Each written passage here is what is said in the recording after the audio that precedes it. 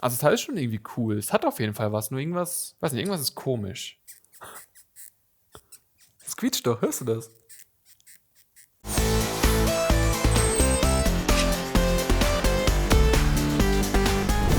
Das hier ist das neue Pixel 3a XL, aber bevor wir jetzt dazu kommen, sagt euch der Name Nexus noch etwas? Nexus war ja vor ein paar Jahren noch der Modellname für die Google Smartphones und die waren bekannt für ihre gute Hardware, aktuelle Software mit Update-Garantie und ihren doch sehr fairen Preis. Tja, und dann hat man den Namen zu Pixel geändert und den Preis deutlich nach oben geschraubt und so kostet hier so ein Pixel 3 XL ab 950 Euro.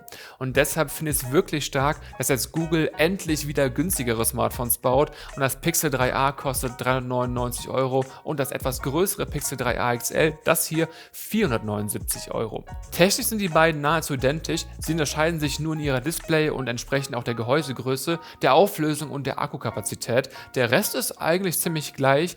Alle Specs findet ihr in meinem Artikel, da habe ich euch echt eine schöne Tabelle gebaut. Den Link dazu gibt es unten in der Videobeschreibung.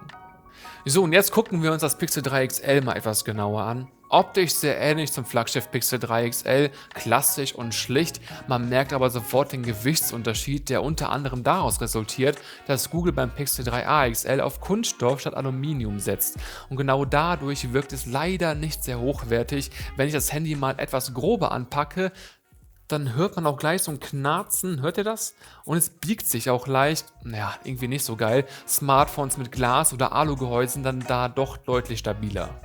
Das Display ist mit 6 Zoll recht groß. Inhalte zeigt es mit Full HD Plus an, also 2160 x 1080 Pixel.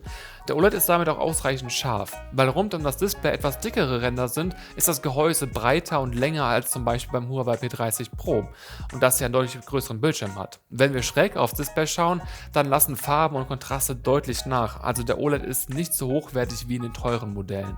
Wie bisher setzt Google nur auf eine Kamera statt auf eine Multicam, wie es Apple, Samsung, Huawei und Co. machen.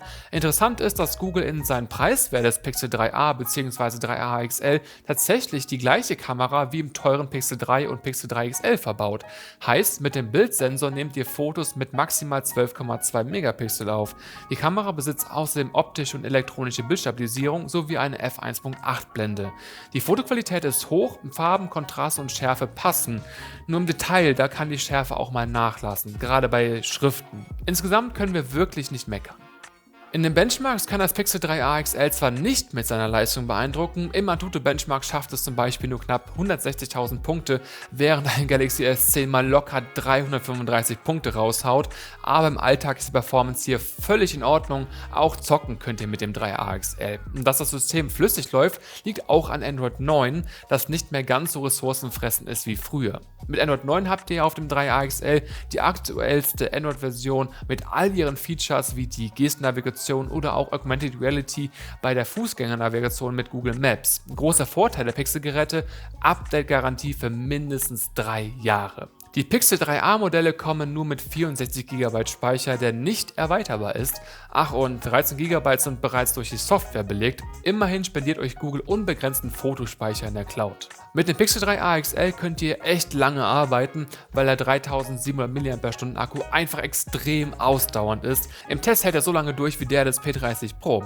1,5 bis 2 Tage je nach Nutzung sollten da in der Praxis schon drin sein und damit hält das 3a XL sogar länger durch als das teure Pixel 3. Ansonsten bringt das Pixel 3a XL die ganzen Standard-Features mit, inklusive Klinkenbuchs und Stereo-Sound. Alle weiteren Daten findet ihr, wie gesagt, in meinem Artikel auf pcwelt.de. So, Fazit. Das für heute wirkt zwar nicht wirklich hochwertig, wie ihr auch mitbekommen habt. Das Pixel 3a XL überzeugt aber mit seinen inneren Werten und die zählen ja schließlich auch für den Preis von 479 Euro UVP. Und ganz ehrlich, welches Mittelklasse-Smartphone setzt dann sonst noch auf die gleiche Kamera, wie sie auch im teuren Flaggschiffgerät steckt? Wobei ich hier auch erwähnen muss, dass Google sowieso nur auf eine Single-Cam setzt, statt auf eine aufwendige Multicam, wie zum Beispiel im Huawei P30 Pro, die auch viel zu teuer wäre für die Mittelklasse. Ja, und die Performance in den Benchmarks ist, wie gesagt, nicht herausragend und auch der Speicher ist nicht erweiterbar, aber ihr könnt ja hier zum Glück auf die Cloud ausweichen. Ja, der Akku, der hält lange durch und ihr bekommt die neueste Android-Version mit all ihren Features mindestens 3 Jahre lang immer zum Update. Allein das ist, finde ich, schon ein Top-Argument für die Pixel-Geräte.